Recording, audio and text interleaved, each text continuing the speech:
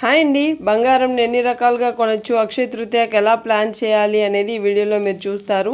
So first like ఇవ్వండి. ప్రపంచమంతా బంగారం రేట్ల మీదనే ఉంది కదా మన కన్ను. సో ఏంటి బంగారం ఎంత పెరిగిపోతుంది, అసలు కొనొచ్చా కొనలేమా, లేదంటే ఇంకేమైనా తగ్గుతుందా అనే ఆలోచనలు కూడా ఉన్నాయి కదా. సో తగ్గడం అంటే మరీ ఏం తగ్గదులండి.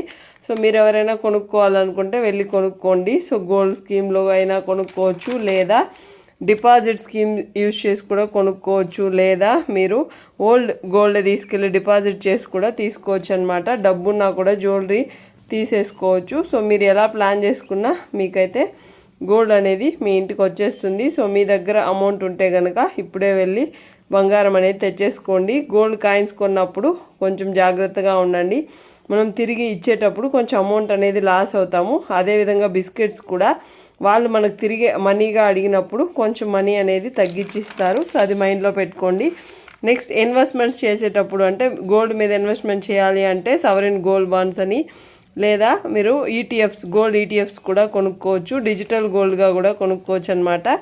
సో లోన్స్ పెట్టుకున్నా మీకు ఇమీడియట్గా ఫిజికల్గా జ్యువెలరీ ఉన్నా కూడా మీకైతే మనీ వస్తుంది, కాబట్టి జ్యువెలరీ కూడా బెస్టే అనమాట.